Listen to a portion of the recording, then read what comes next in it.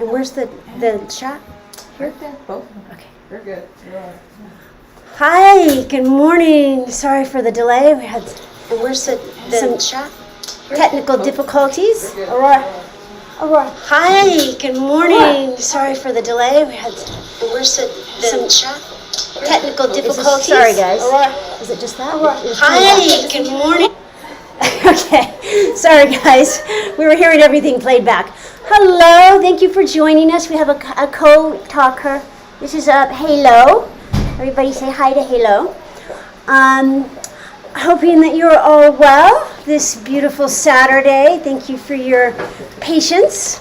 Again, we had a few technical difficulties, but here we are to talk about a little bit about taking the higher way, being in that higher perspective with, the earth changes going on and what's happening, current things happening on the planet. Huh, Halo? Say hi. Halo is our new puppy, so he's going to get down and go get a treat.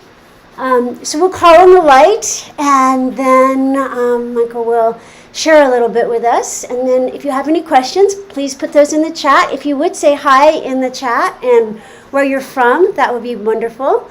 So let's just call in the light. So let's just place our hands on our heart and just open into the light of the Holy Spirit. Just asking that any imbalance, any misunderstanding, any perspective that is less than our highest and truest selves, viewing point, just be taken and transmuted as we open into grace, open into the light of the Holy Spirit, the light of the Christ, just coming into that refined, sensitive place, into the discernment of the highest presence, the spiritual presence immanently with us, opening to the great archangels, the traveler, the Christ, by whatever name you know the Lord.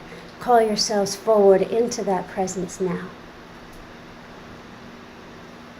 Taking just a few moments this beautiful weekend to connect to the truth of our existence, which is always loving.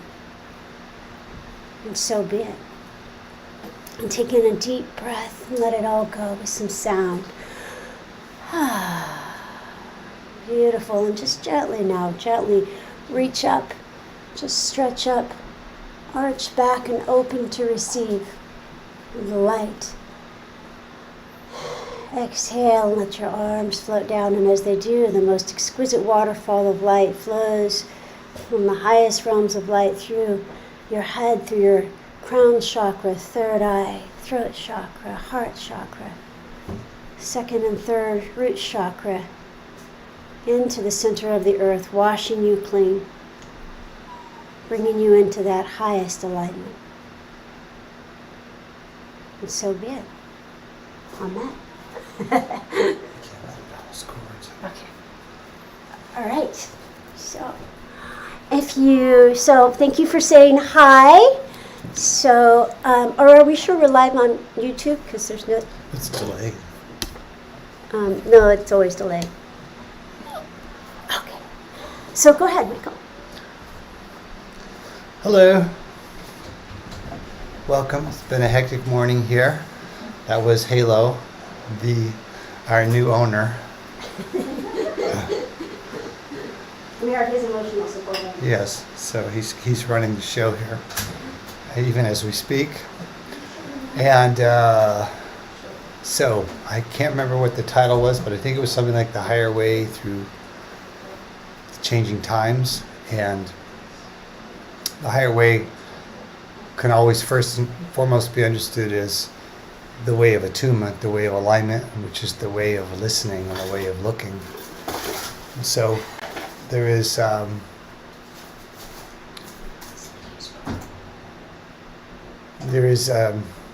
lot going on, which is really obvious to all of us, and with it a lot of unpredictability. So the one prediction you can always make in the time of unpredictability is that it's never going to go exactly the way you think it should or the way you want it to go. And another thing you can count on in this time of unpredictability is there's going to be a lot of opportunity to grow, a lot of opportunity to shift our perspective, expand our perspective, learn to see things in a clearer way, in a truer way than we ever have before.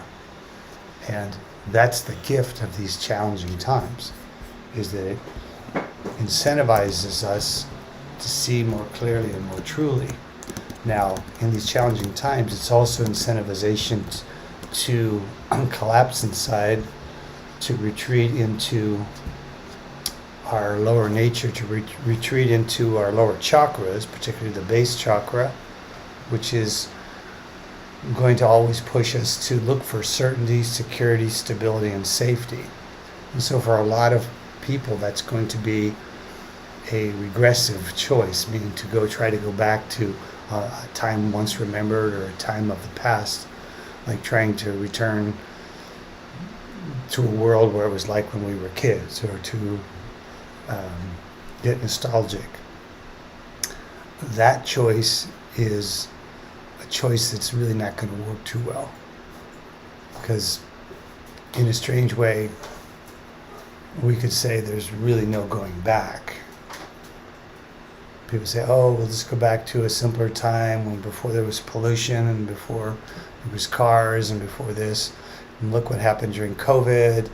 The air got so much cleaner.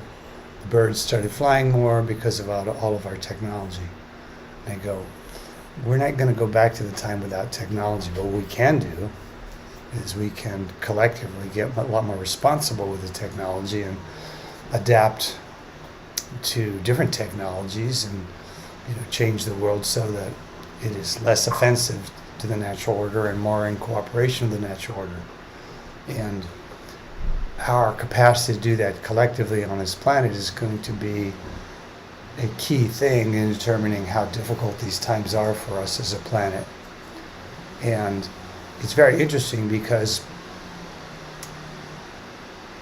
the momentum of the new and the understanding of where we should go collectively on this planet and where we should go individually is not an unknown thing.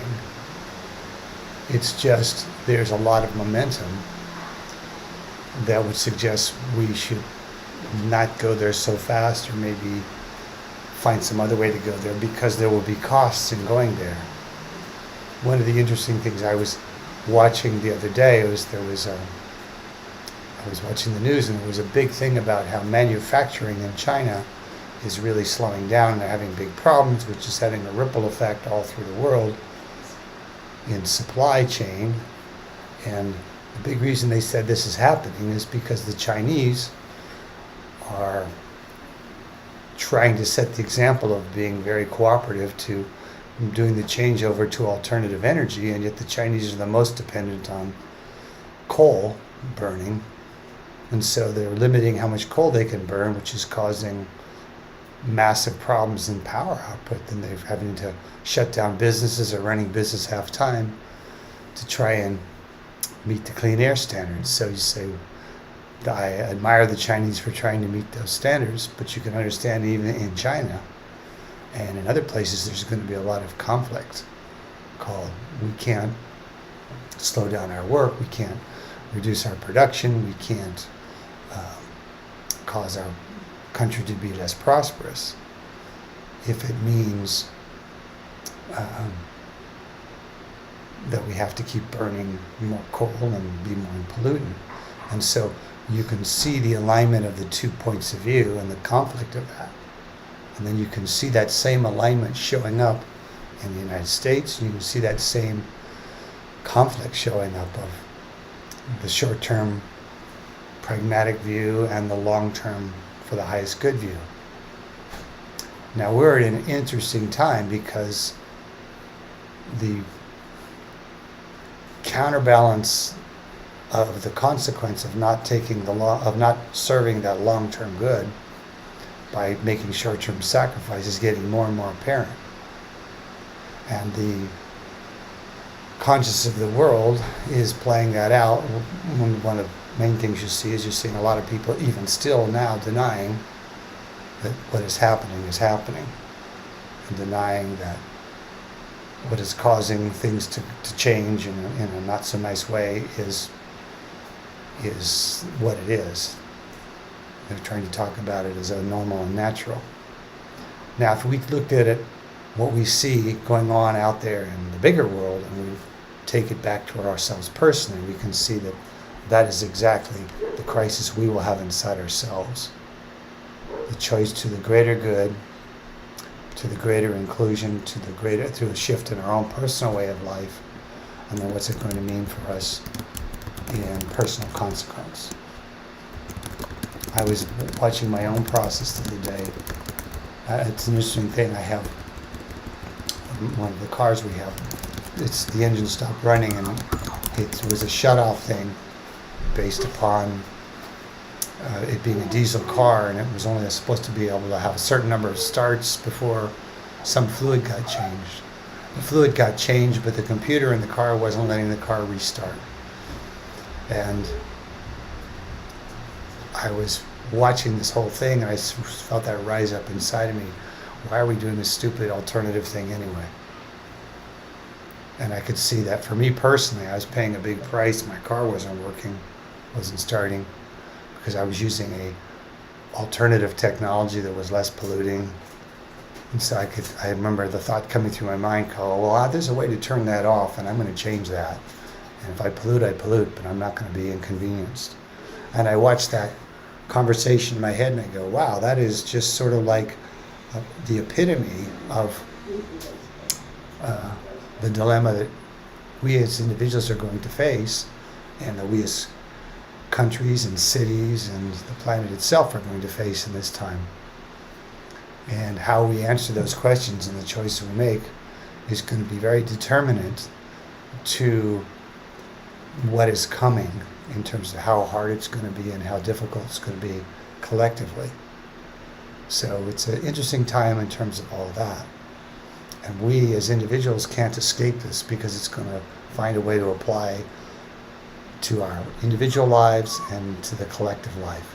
Now, we're going to probably try. I know I wanted to find ways to dodge the effects of what's happening.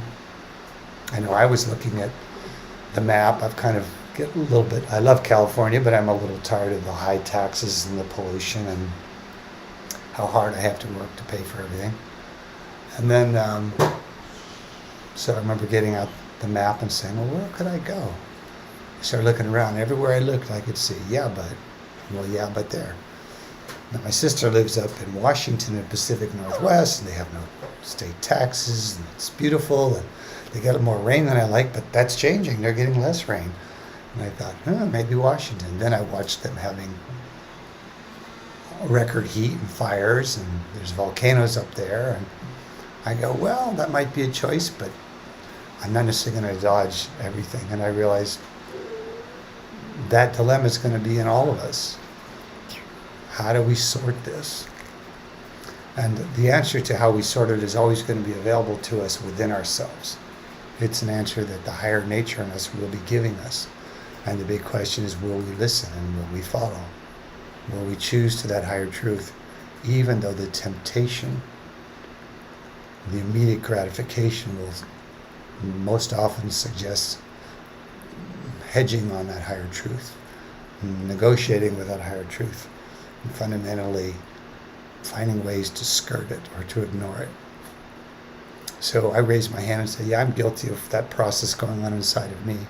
So I can imagine it's probably something we're all looking at.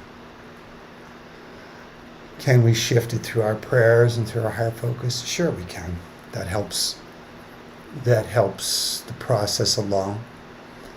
Can we really help this process if we could wake up more to spirit? Yeah, that helps even more. If we could really, really come awake, then everywhere we go, we start to support awakening, and awakened people are more likely to choose the highest good. Anyway, that's a quick sharing of some thoughts and ideas related to this. I've been personally very, very aligned to this and watching this for I guess 21 years now. When I was first, let's just say, told in the spirit that the big coming crisis and that was not going to be the racial injustices. It was not going to be the inequities of the world and people. It was not even going to be the wars. That it was going to be environmental. And I was like, wow. So it really is going to be environmental. And it is played out exactly like that. So that doesn't mean the other things aren't important and we shouldn't do improvement where we can. But the biggest elephant in the room is what we're focusing on is climate change, or the shift of the world itself. So I just wanted to take a quick moment and say hi to those who are saying hi in the chat. And now, Insta, I love you guys. I can't really see your names. Radcliffe and Miranda, Kitty. Hi, nice to see you guys. I would say more. Superpower, Stephen. Hi, Stephen Terry. And Fariba Cohen, nice to see you. Let's see, on Facebook, Steed, Cindy, hi. Hello, angels. Romo, hi. Donna, Heidi, Ellie, Maudie, Cindy, hi, sweethearts. Doug, nice to see you. And on YouTube, Uli, Angela, Pamela, hello, beloveds. And I know there's others who haven't just put something in the chat, so just wanted to say hi. Thank you for your patience with our co-facilitator, which is Halo. Halo is usually a really good puppy. We just had him for a few days, but he's now on the set where there's lots of fun wires to chew, so that's super awesome. So that's why I keep corralling Halo. So let's see, if you have any questions, go ahead and put them in the chat. And meanwhile, while you're thinking of those, let's do a quick blessing for each one present and for our for the globe. Also, of course, the land, but as well, everyone on the planet, because we are the ones who are navigating all of this. And then we'll also connect in with nature and see if we can bring in a oneness. So if you would, just open your hearts and be aware of connecting with everyone on the calls. We have Instagram, Facebook, and YouTube. So in this time of still social distancing, just be aware of holding hands with each one. Just feel the warmth of those hands on either side. Perhaps it's someone you know, perhaps it's a new friend. And just holding those hands and connecting. Don't we so need connection at this time? And just give those hands a squeeze. And now be aware of hearts connecting, and as we stand in a circle, heart to heart, connecting and opening, and that part of you that feels just a little too alone during this time for whatever reasons, maybe global, maybe personal, just receive a healing in that part. Know that you are always held by the beautiful people around you, humanity, held by the angels, held by spirit, held by your own heart, held in love, always by the Father, Mother, God. So just take a deep breath in and just receive that divine loving. And perhaps you just relax, your shoulders relax a little bit more than you have. And now be aware of our circle widening out and feeling all of a sudden the hand of someone from Africa in your right hand, and someone from Brazil in your left, and someone from Switzerland in your right hand, and someone from China in your left. And that the greatest common denominator of loving. You squeeze one hand and it goes throughout the entire world. Every hand, no matter race, creed, color, situation, circumstance. And that love wave goes throughout the world and comes back in through your left hand.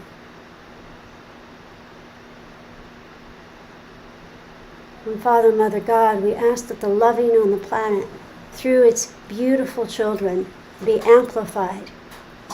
That any against this animosity, the Piscean age, the age of me, be transmuted to compassion, to oneness, to the collective consciousness of loving.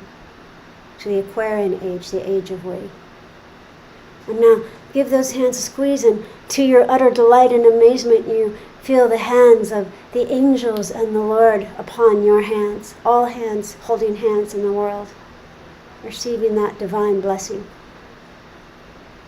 To you personally, to our planet globally, let there be love. Let there be light. Amen. And so be it. So, my loves, let's see if we have any questions. And the questions, if you could keep them universal and global, that would be great, just so we can see if we can address the greatest number of people. We are actually going to do a workshop in the next few months, probably in November, where you can ask more personal questions. This would be, you can get a little personal, but it's mostly going to be global. So let's see if we have any questions or any thoughts about the meditation, or any thoughts at all. We want this to be interactive. Let's see. Heidi wants to know, do our pets also have karma? Perhaps inspired by a little rascal halo running around. Do our pets also have karma? Well, do you want to take a shot at that, and then I'll answer while I go see if somebody's chewing on wires? Yes, your pets have karma. Karma means action, right? So we translate, are the pets in a process of action? Yes. Is their consciousness as it is growing and learning and evolving within our pets? Yes. So that's the answer, is yes. And is it a different kind of action? Yes. So is the karma different? Yes. But we could look at every one of us, and we could say we all have different karma. Why? Because we have different stories and different learnings and lessons, and yet we can see all the similarities in our karma as well. And if we look from a broad enough, high enough perspective, we might kind of say, well, in a way, we kind of have all the very similar, the same karma, because we're kind of all learning about the same things in different ways, in different times, in different forms. So, but yes, there's a lot of lessons our pets are learning that, to be honest, a lot of us have had to learn or are still learning. So that's the answer, yes. Let's see. She's on pet patrol, so let's find somebody else to answer. Question, let me see. See, I'm the technological nobody, so I don't even know how to do this. You have a more personal question right there? Yeah, I'm just looking for something less personal. And I would love to hear, also in the chat, we did the meditation to just connect in with greater loving and oneness with the people. And also, we want to also connect in with the spirit of nature. Right now there's a lot of natural disasters as well. And, it's tremendous learning mechanisms for spirit to have our consciousness, and then to have us coexist with nature and the elements. So also just let's send love and light to nature, to the source of nature, to the Devic elements, to the nature spirits, to the elementals as well, for the highest good, and ask for peace and coexistence. So if you guys have any thought, more sharing, if any, regarding, somebody's chewing on my toes, more sharing, if any, regarding clearing global karma, individually, our responsibility to work with global as well as personal, and my family. Clearing global karma, individually, our responsibility to work with global. Well, it's a good question, because it's, how much, we have all of our own, we have our own personal challenges and concerns, and then how much do we individually, how much are we responsible, able to respond to global concerns? Of course, sending the light, holding in a place of peace. When you read the news, letting go of judgment as best you can, and sending your consciousness of loving, of course, is a great way to start. And in terms of clearing global karma, of course, that starts individually and then collectively stretches out. Is that something you want to address? I thought your answer was really right on. There's a quote in the Bible attributed to Jesus where he says, "Of myself I can do nothing. It is the Father through me doing his own work who accomplishes all things." So if we look at that quote and think of, oh, there's a key to the higher direction, we're talking about somebody who, while he walked the earth, was known to raise the dead, to walk on water, to feed thousands and thousands of people with one basket of bread and some fish. You start to go, there's like a superhuman transcendent thing going on. Well, but he was saying, of myself can do nothing. So it's really about the higher power doing it. So most of the time when we pray, we're praying from a conceptualization of us here in this powerless place, pleading to that which has this greater power to intercede on our behalf. And there's a power in that. But there's even greater power if you were to come awake and come to the realization that the kingdom of heaven is at hand, the blessings already are. And as Jesus often said, he said, "These things I do, you too shall do." And even greater, it's attributed to saying. And when he said the Father and I are one, well, if he said these things I do, you too shall do. So he knew that he was one with the Father, one with God.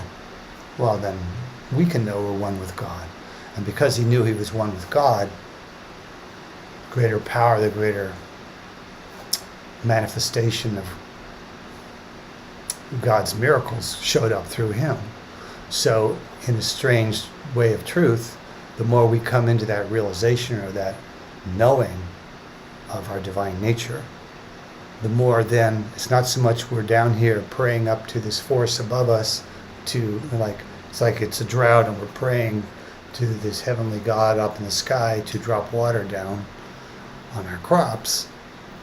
We start to realize, well, yes, I can relate to being this form and doing here, but I also have this greater knowing that I am one with that which is beyond form, and that the power of God is in that one that is formless. And so that starts to become these things I do, you too shall do, and even greater. And so it is in that coming into that realization. It's not so much a transformation of you, it's really just a remembrance of the true you, the remembrance that you are already one with God. The kingdom of heaven is at hand, the blessings already are. That means you're already with God. That means you're already connected to the power that's greater than anything in this world. So the more you come into that remembrance, the more the capacity to bring forward alteration and shift and change into this level is available. And just because you're in that place and you have that intent, you become a force, or you become a vehicle of the divine force to have greater play here. And as more of us come to that and more of that do that, yes, there can be a much greater transformation of the earth that comes about through the intent of the awakened. Beautiful. And Steve has a question about sending light to nature, which we'll take next, and then we'll look at Doug's question. Doug, if you're still here, just let us know in the chat. Steve wants to know about sending light to nature. Sometimes I wonder about sending blue cooling light to fires, calm to storms, etc., or just sending light for the highest good of all concerned and let it go. Well, yes, and. So yes, please send light for the highest good of all concerned and let it go. And sending blue cooling light, chanting our tone into nature, all beautiful things and or ways to approach it. And yes, sending, cooling light. You also may want to, let's say if there's a fire raging, to connect in to the fire devas. And you go, well, I don't know how to connect into a fire deva. Give yourself the benefit of a doubt and know that your intention counts for a lot. And the more you do it, the better you'll get at anything, of course. So what I'll do is I'll connect in with the fire devas, and just kind of rock back on my heels and hear from them. You know, what is the karma that is being cleared? Is there an appeasement? Is there forgiveness? Is there atonement? Can I apologize for mankind's, inhumanity to nature? No pun intended. So I do a listening, and that may, what I hear may come in words. More often than not, it's a different language, or it's images or a feeling, and then it's a increasing my peace and connection to the overarching peace of the Lord, and then sending loving from that place, and of course asking the Spirit to send loving and light, and to, I'll chant peace be still, that kind of thing, and then just see calm and peace coming to the area. And yes, I think it's beautiful to put, you might put a visualization with that. You might see the area cooling, but really knowing that you're connecting to a personage, if you will. Not a person like a human, but a consciousness. Nature is alive. The devas are sentient. They have a consciousness. So it's connecting into their consciousness and sending loving from that place, right? So it's not just like a thing. I mean, if somebody was, oh yeah, I love you thing, I'd be like, I wouldn't really feel that compassion. But if it was like connecting, being to being, then it would go in more. So that's how I approach sending light to nature. One thing fascinating about thinking of the elements, air, earth, water, fire, and ether, or essence, some say metal, depends on which philosophy you're looking at, is things we can learn from them is, for example, earth. Earth is born in a collective, if you will, right? Dirt, it's in a collective. It evolves to individuation. It evolves to the logos of the planet, right? So we can connect in with the elements and connect into the collective consciousness, because we're born in individuation, right? I'm me, he's him, etc. And we evolve to the collective. We're all one love, one God, one spirit, one life, right? So sometimes you can meditate, perhaps at the ocean, and let it take you into the collective, and it brings us into more of that oneness with nature. So I hope that's helpful. If you have any further questions about that, let us know. And then I wanted to, Doug, are you still here? Yeah, You want to say something? I was say something. There's a story of back. This is a little bit before my time, but a good friend of mine was telling me about in 1978, 79, 1980 maybe, there was big fires in the hills up around here, and where John Roger lived in Mandeville Canyon, the fires burned up, and they burned up right to the hill coming down towards his house. And the fire was maybe 100, 150 feet away from the house and heading down the hill. Then he told everybody stay inside the house, and he went out in the backyard by himself, started walking up the hill, and he was talking to someone, and the fire stopped, and just stopped and didn't come up the hill, and the house was spared. And so you have to go, well, but he was somebody who was able to do that, but he did it exactly the way Alicia was talking about, realizing the collective and realizing the truth of us is that. And in the truth of that, our intent can have an effect on the collective intent. And so the fire elementals responded, which is kind of neat when those things happen, because you go, oh, it really is possible. And we might say, well, not for me. And I go, well, that may be a limitation you're holding to yourself you don't need to hold. So anyway, I thought that was an interesting thing to recollect on. And yeah, great story. And it is true. We go, oh, well, John Rogers is a spiritual teacher, quite a profound spiritual teacher who passed about 6 years ago. That's who we're referring to. And, I know for myself, sometimes I will go, oh, well, JR could do that, I can't do that. But I can do what I can do, and I can at least start. So, we might want to, when the next time there's a natural disaster or whatever, is go, I'm my intention, if JR said God is intention, my intention is to connect to the personage, to the consciousness of the fire of Davis, for example, and do what I can do, which the most we can ever do is loving. Okay, so I want to address Doug's question and then go back to Carlos. So Doug, I'm going to address this in a more global way, love.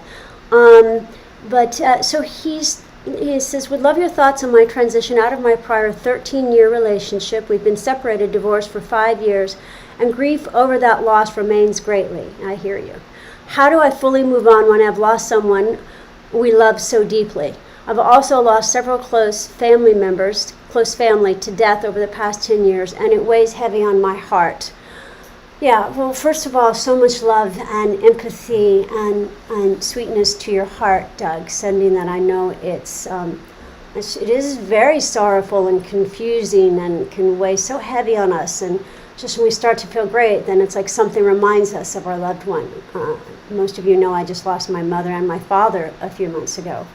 And so I won't go a whole lot into this because the first live stream I did was on that and on connecting to loved ones who have passed. The first thing I would say with letting go, either whether by death, by divorce, by partnerships dissolving, by leaving a job, friends, etc., is deep empathy. Please consider not doing a spiritual bypass. I don't know that it's so helpful when we've just lost someone for someone else to say, well, at least you had 13 years with them. I only had 5 with mine. Like, that's hard. I was literally in the airport coming home from helping my mother die right after my father died, and a close friend said, well, at least you got, all those years with her.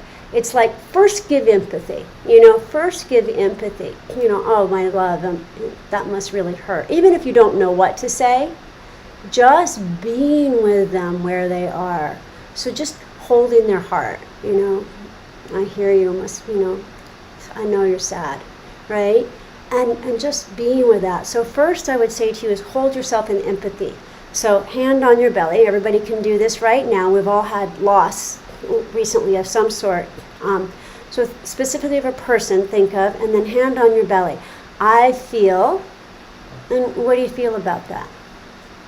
Maybe sad, maybe angry, maybe guilty, if only I'd done this or that. Yeah?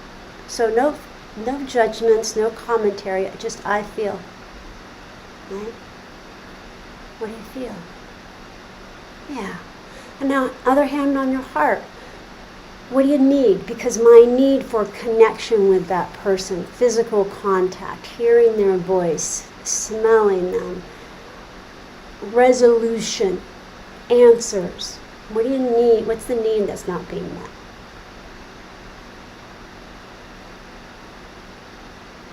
So I feel be sad because my need for hearing my mother's voice is not being met. And then you do that at least 3 times. And then what else do you feel? I feel, angry because my sister and brother have no grief at all. So what do you feel again? So what else do you feel? Hear it. Because my need for is not being met.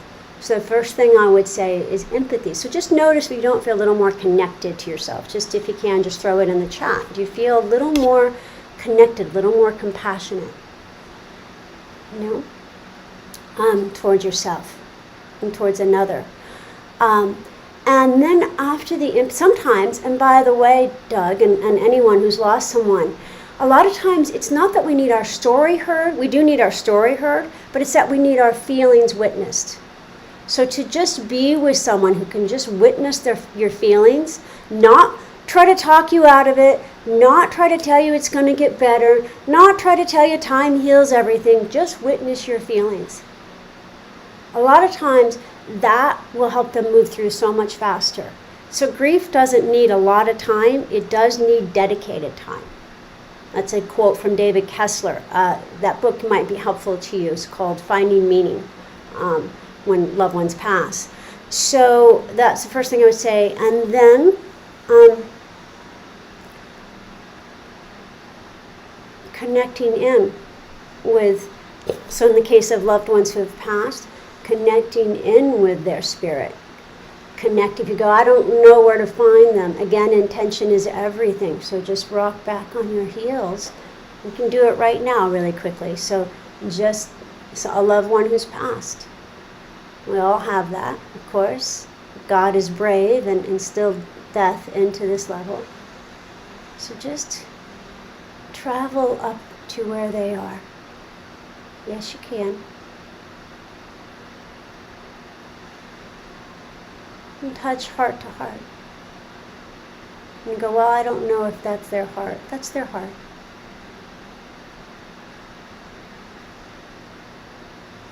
And just tell them you love them. And hear what they say to you. Take a deep breath and breathe that in. And just come back. So it can be that quick. And as far as divorce and not being resolved with that, first of all, don't judge it. We don't know the karma. It could have been very ancient karma, so that's still working it out. And there's a lot of ways to close the karmic field. So you open a karmic field with someone, of course, if you have children, having sex, having an emotional connection, those are all ways to open a karmic field. So the karmic field has to close. So 5 years, it is time for the karmic field to close. That does give enough time for that. But we don't know the karma. So I would say keep looking for any ways that you experience incompletions with that person and keep closing those, resolving those. Oh, coulda, shoulda, woulda. I could have done this. I forgive myself. I learned this. I'm moving on. You may want to have no contact with the person for a while at all, if possible. I know you share a child, just so that you can let that karmic field close. And let's see. Also, of course, conscious uncoupling. I would do a sacred divorce ceremony. You had a sacred marriage ceremony, I would do a sacred divorce ceremony. Not with the person, by yourself. Take them into your sanctuary, and I divorce thee. I set you free, and I take the same freedom to myself, and have a soul-to-soul communication, and then close the karmic field. And of course, you can keep cutting the cords. Borrow St. Michael's swords. Everybody do this now. So think of somebody that you have attachment to. You're not cutting the loving, you're just cutting the attachment. So think of somebody you have attachment to, and you don't want to have attachment to that person, or you just don't want to be manipulated by that person, right? So they look like cords of manipulation. JR says attachment looks like a yellow umbilical cord, right? And just borrow St. Michael's sword, Michael the Archangel, and take and cut the cords. Just swipe your hand across your aura. I hope I'm seeing everybody at home taking and doing this, swiping your hands. Don't forget your back, sides, and just cut the cords. Now you have to do that several times, and then you won't have to do it again. So that's kind of a quick and dirty answer to that. It's a much longer question, but I hope that was helpful. If you have thoughts about that, please put them in the chat. And we're almost done, love bugs, because we have been going for a while. I want to let you get to your Saturday. And yes, Marcella, good point. When I was saying, we don't want to say JR can do that, I can't. Jesus said that if he can do it, we can also do it, and even greater, because he went to the Father. And I hope that was helpful, Doug. And Heidi says, about 10 years ago, I saw the sun's beautiful aura of different colors. Does our planet Earth have an aura? Thank you. Yes. Way too quick of an answer to that. Yes, our planet, in my experience, our planet has an energetic field around it, which is not only an expression of the logos, so our planet has a logos, a sentience, but also an expression of the collective consciousness of the inhabitants of the earth, humans, devas, elementals, etc. Very moving, thank you. Doug says, very moving, thank you, Alicia, and I appreciate the reminders. My pleasure, love. Okay, do you want to say, so we're going to answer that, and then we're going to answer Carlos, and then we're going to say bye-bye. So, well, we just did answer the quick answer about does the earth have an aura. Do you want to say anything else about that? No? Okay. So, did you want to say anything else about letting go of loved ones? No, I thought it was a great answer. For him and for him personally, the person he's grieving was his son in another life. In that lifetime when he lost his son, he went insane. So this has been a test to see if he can rise above the fiction in his mind that he can never have love again without that person. So just forgive all the judgments of that, Doug, and let it go. And everyone, forgive all the judgments of any times that you made choices that didn't work well for you in past lives because of losing a loved one. So when we make choices that create a little karma, then we come back and make a similar choice to create a similar situation to make a better choice. Okay, go see Merlin. We have a friend visiting with a ginormous dog who's 120 pounds, and his name is Merlin. He's wonderful, and Halo is 6 pounds, and Halo is completely in love with Merlin. We're not going to tell Halo that it may not work out. And then, oh, you're already back. You're already back. Yeah, oh, shoot. Did you put something in there? Oh, thank you. So, okay.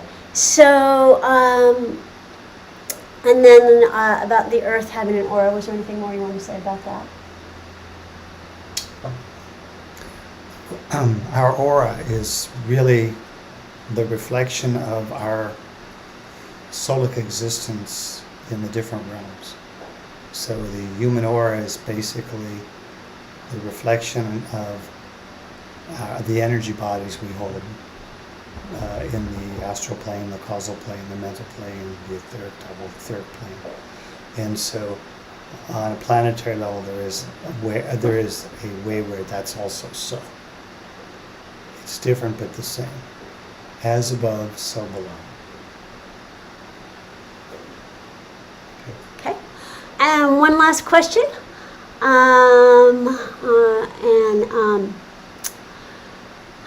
So Carlos says, is there anything you could share regarding Latin America and its huge reservoir of natural resources and its importance for the hemisphere? Perhaps it could serve other geographies too, like. So while you're thinking about that, let me just see if there's any other. Doug says, you go ahead and answer that. Doug says, time to close the karmic circles. Yes, you can't do that because you're making the camera move. Oh. For the highest good. Cut the cord, sacred uncoupling. Yes, exactly. Sure. The mineral reserves on South America could be useful to the whole planet, just like the mineral reserves in other parts of the world could be useful to the planet. There's so much here that could be useful for so many things. It's just how it's used, but because there's the possessiveness of it's ours, not theirs. We live here, so we have control over it. How do I monetize it? How do I get what I want? We'll take care of our people, but what about those people over there? See, it's kind of like right now with this vaccine situation, you know, the idea that, or even medicines to help deal with COVID, and you've got countries with massive amounts of COVID and they have 3% of their people vaccinated. And you have other places where they're getting booster shots, meaning a third vaccine. So that's an example of the inequity of opportunity to taking care of ourselves. And even if people are dealing with COVID in other ways, let's say non-vaccine, you still have a difference of the availability of opportunity for support. And so the big change that's got to come to this planet, if this planet's going to continue on somewhat this track, is going to be more and more of this for the good of the all, and the willingness of the individual to, in a sense, do with less, so that the all can have more. And that's a big part of the Aquarian age and the conflict that's going on right now, and the crisis of what's going on is just playing it out. It's being played out for us in extraordinarily graphic terms. For example, right now on this planet we have more billionaires than ever before. We have 2 humans that I believe are valued at over $200 billion, which is $200,000 million. So, and the system has gone to a certain form where these massive advantages to small groups at the great expense of the large groups. So this isn't new. This has been going on for a long time. It's just playing out more graphically. And the problem is that if we're going to have a planet with 8 billion people, or maybe more people, because the population keeps increasing, there has to be a whole different way of working with the resources of the planet and with the planet itself. And if we don't learn how to do it, there will be a correction, and the planet will, and the spirit will allow that correction to take place, and it'll be the world could change to a much more manageable number. So if there's only maybe 1 billion people on the planet, maybe the planet could be dealt with in more the way it's been dealt with. But that's kind of a sad thing to think about. So, yes, there's great resources there and in many places. So, how we relate to the issue is the issue. You might have heard that. The University of Santa Monica quote that I find myself using all the time. Thanks for the question. All right, everyone. So let's call on the light again and send you into your Saturday. Thank you so much for joining us. Halo is asleep at my feet, so I think he must have gotten the energy of our collective loving. And we'll just call on the light and ask that our energy fields be cleared. So, beloved Lord God, please bring us into your loving. We ask that each one individually and the group be cleared through the Christ traveler, Holy Spirit, that our energy fields be cleared, cleansed, sealed, that our auras be sealed in 7 layers of light as we open ever more into the light of the Holy Spirit, into the light of the Christ, coming into the oneness and the loving, asking that our planet, that every individual on it be blessed and sanctified in every way for the highest good. As we open into the faith, the trust, the optimism that is the truth of God.